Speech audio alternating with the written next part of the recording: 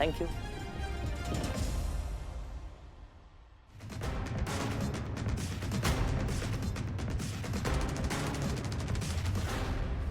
ही कुठली पद्धत आहे बोलण्याची? हे हे हे बघा, ते ते व्याही आहेत आमचे. माझ्या भावाचं ज्या मुलीवर प्रेम आहे, जिच्याशी लग्न होणार आहे, तिचे मोठे भाऊ आहेत ते. त्यामुळे आम्हाला बोलावं लागणार एकमेकांशी, आमचं बोलणं होत राहणार आहे. हो हो. स्वानंदी, आता माझ्याशिवाय इतर कोणाशी बोलण्याची तुला गरजच नाहीये ना. माझा तुझ्यावर विश्वास आहे, पण याचा अर्थ हा नाही ना की या विश्वासाचा त्यांनी गैरफायदा घ्यावा म्हणून. गैरफायदा? त्यांना हे करणं आवश्यक आहे की तू आता इझिली अवेलेबल नसणार आहेस. Available I? जावई बापू, तुम्ही अजिबात टेन्शन घेऊ नका. तसंही त्या दोघांचं फारसं पटत नाही. आणि आमची स्वानंदी काय तशी नाहीये, एकही मित्र नाहीये तिला. वा, संस्कार. आई, शेवटी तुमचे संस्कार आहेत.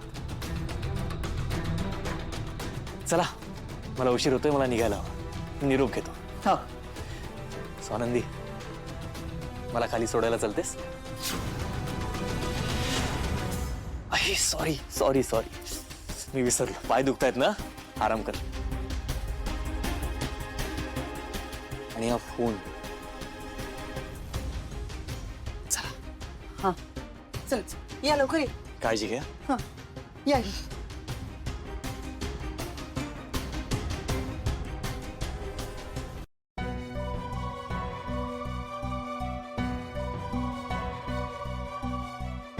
आता मी कोणाशी बोलायचं, काय बोलायचं हे पण हा माणूस ठरवणार. नंदू, नंदू, अगं आता गंमतच झाली. मी खाली गेलो होतो ना, तेव्हा ते आपले अण्णा बचाटे ग, ते भेटले. कसले दिसले. मग मी स्वतःहून त्यांच्याशी बोलायला गेलो. ते नेहमी मला विचारायचे, ठरलं का तुमच्या नंदूचं लग्न? मग मी त्यांना ठासून सांगितलं, ठरलंय बरं का, माझ्या नंदूचं लग्न ठरलंय. मला नेहमी विचारायचं ग, नंदूच्या लग्नाचे लाडू कधी देताय? मी म्हंटल, या आता लाडू खायला या. नुसते लाडूच नाही, पंच पक्वान्नाचं जेवण मिळेल. चेहरा बघण्यासारखा झाला होता त्यांचा. बरं, मी आलो.